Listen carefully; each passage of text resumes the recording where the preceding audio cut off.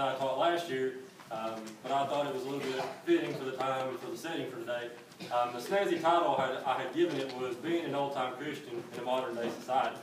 You know, I'm obviously not very old, and I can't really remember what the good old days of church were like, but I think growing up in our church we had a lot of good examples of what Christianity really was supposed to be about. And today, real quick, I just want to talk about two things that I think we as Christians in today's time could do to kind of keep Christianity alive. First and foremost, I think, number one, we need to learn how to agree to disagree. You know, I think you see a lot of infighting in churches and about issues that really shouldn't be an issue at all. You know, today's society is a me society, and it's all about what we can get for ourselves and pushing our own agenda. But the Bible doesn't really say that. I think Philippians chapter 2, verses 2 through 5 says, "Fulfill ye my joy, that ye be like-minded, having the same love, being of one accord, of one mind. Let nothing be done through strife or vainglory." I said it already done it again. "But nothing be done through strife or vainglory, but in lowliness of mind let each esteem each other better than themselves. Look not every man upon his own things, but every man also upon things of others. Let this mind be in you, that was in Christ Jesus also."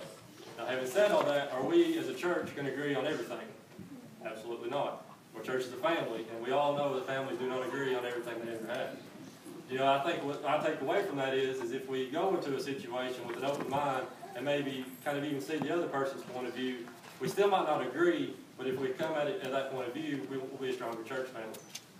The second thing, the last thing I want to talk about is if we're going to continue being Christians and being good Christians, I think we need to realize that we're being watched every day. You know, Christianity is not a very popular way of living in today's time. And I know there's a lot of lost people out there that are just waiting for us to mess up as a whole and point the finger and say, you know what, I'm just as good as they are. I know a lot of lost people that I know have the way of thinking of, I'm just as good as old Joe over there. If he's good enough to get to heaven, then I'm sure that goodness I am too. There's not really a whole lot we can do about that way of thinking, but make sure we have our own house in order. I think if we've got ourselves in order, we can't really, give them anything to talk about. And I think the Bible is harsh on being a hypocrite. Matthew chapter 7, verses 1 through 5 says, "Judge not, that ye be not judged. For with what judgment ye judge, ye shall be judged. And with what measurement ye meet, ye shall be measured."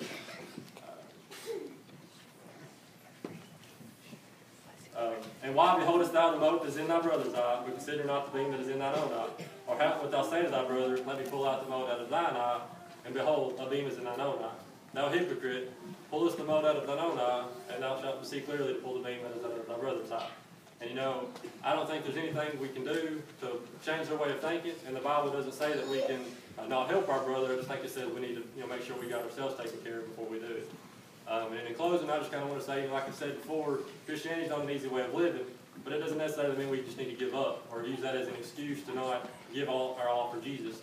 I think if we continue to grow as Christians, we'll be a stronger church family because of it. Thank you.